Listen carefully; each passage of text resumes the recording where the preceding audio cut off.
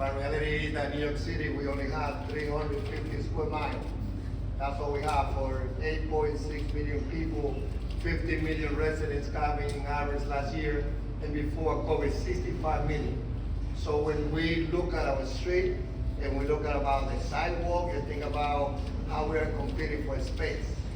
I always tell people to make a comparison. I was born and raised in the Dominican Republic, which is more than Punta Cana and Casa de Campo. So in that island we have 12 million people, but only 10 million visitors. But there we are 33,000 square miles. So here we only are 350 square miles. So and I think that it is important that we put a conversation in context about the Southern city, so that when we think about our plan for the future, that we definitely know that we are competing with a lot of different interests for the city, for the street. DOT overseas is responsible for 27% for the land of New York City. So from roadway to sidewalk to plaza, it is a big responsibility. But before I continue, say a few words, I want to call for my group for joining my first deputy commissioner to also join to be here with us. Let's give her a big round of applause. And I know that we have the leadership of our great Catholic Church, but I also would like to have Monsignor being with us here. He's the person that, I'm here today as a result of support that I got from Catholic Charity before I was council member, before now I'm commissioner of DOT. And the members of the family, also being the granddaughters, everyone be closer to us. I think it is important that, we highlight that how important this day is. For generations to come, New Yorkers and visitors, they will be taking this ferry. And the name of Dorothy will never be away. I'm here as a result of the fight that her and her generation, they took on in another place of this planet. In that case, it was about back in the Caribbean.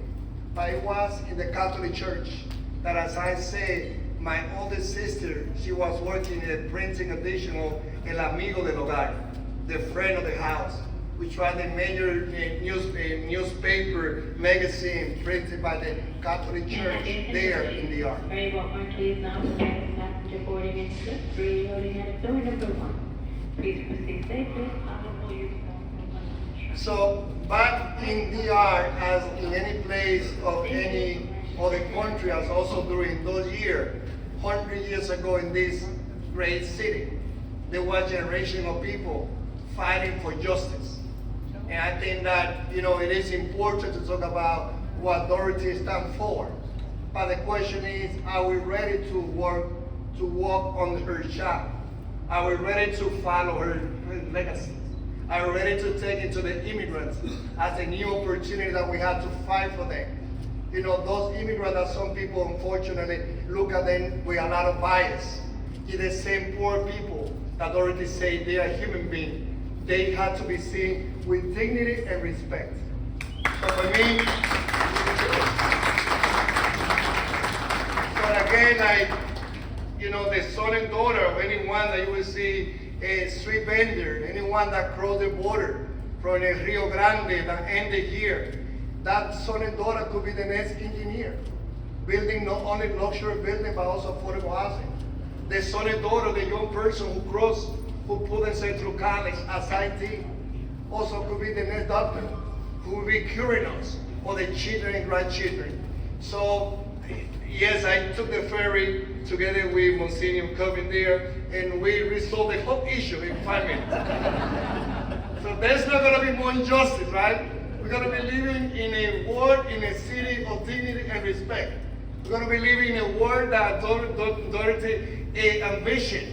Every person, every human being will have the opportunity to excel, to develop her talent or his talent.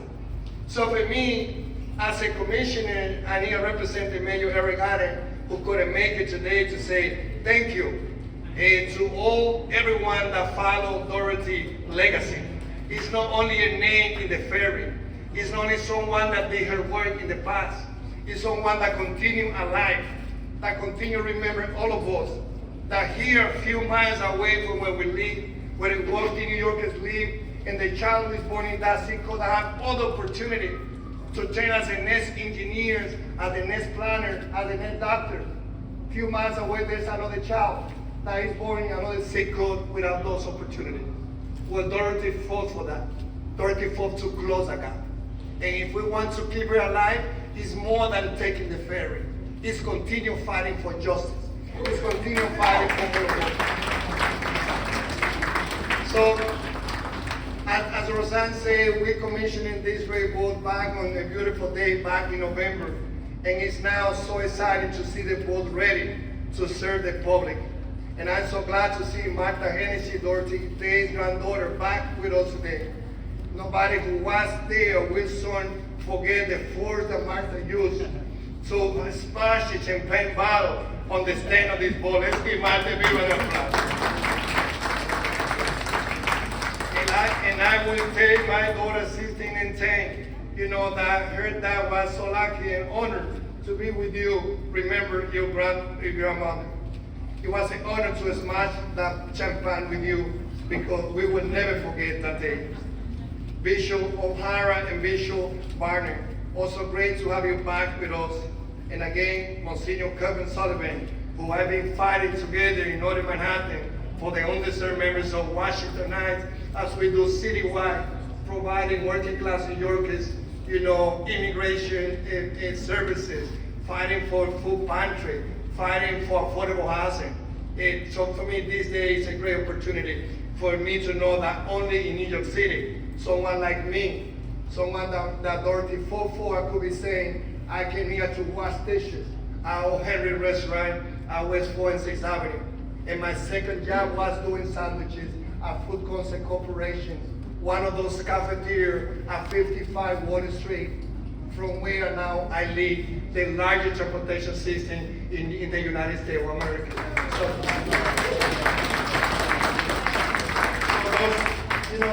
That's for me the moment where we have to, continue building toward the future of this great city. Only New York City, someone like me, a non-Native American, can lead the largest transportation system of 6,000 men and women.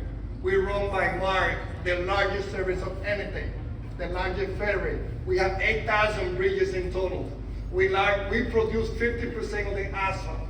Last year, here in Staten Island, we became the first city that we're missing plastic to recycle and turn it as an asphalt. So New York City has a lot to celebrate and a lot more to be done.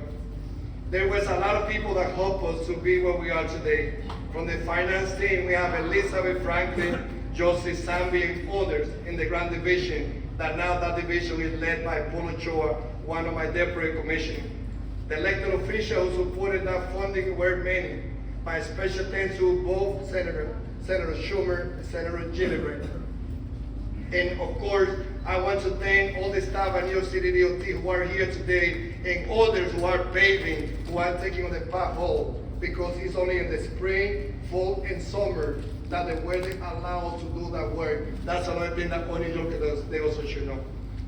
And of that group, first and foremost, I want to thank John and Garvey. Let's give John a big round of applause. I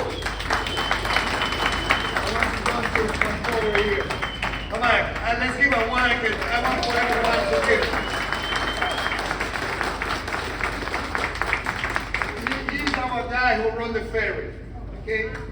He is the person that is responsible to work 365,000. Of course, he will be very busy on May 7th when the 5-borough bike tour. They will be also riding more than 30,000 cyclists in New York City, touching each 5 borough, but ending here in Staten Island, running the largest bike tour in the United States and the second largest one in the whole world. So thank you for the work that you do.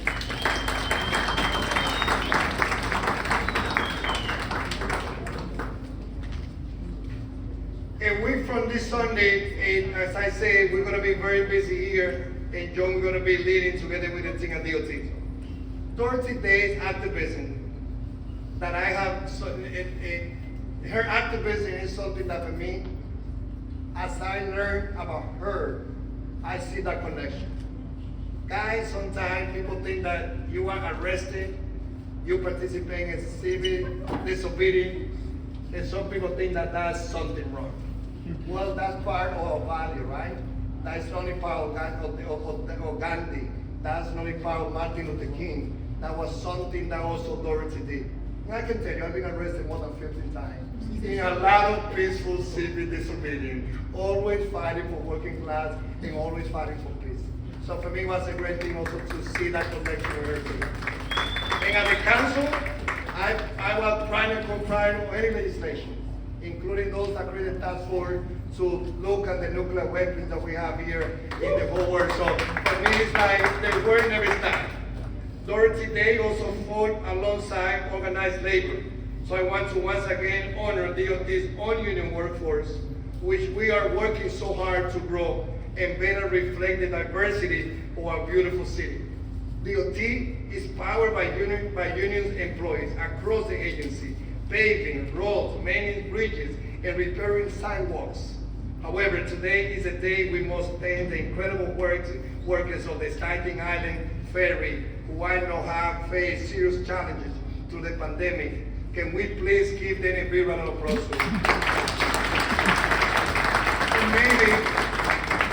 And maybe on our trip to Manhattan, we all can also honor Dorothy Day and spirit by offering a special thanks to the ferry workers for all they do, keeping this service 365 days a year. Hoy, in 1 minute, because my language is Spanish, it's not English, my first one. So now in Spanish, para mí un día muy importante, a nombre del alcalde Regal, reconocer el legado de Dorothy, una persona que dedicó su vida desde la Iglesia Católica a trabajar por las personas más necesitadas, a trabajar por la justicia, a trabajar por los más pobres. La mejor forma de nosotros recordarla a ella, mientras nos montamos en el ferry que lleva su nombre, es siguiendo luchando por lo que ella creyó, que todos los seres humanos deben de vivir con la dignidad y el respeto que ellos se merecen, que es posible seguir construyendo una sociedad donde todos los seres humanos tengan la oportunidad de ellos desarrollarse en su vida. Thank you.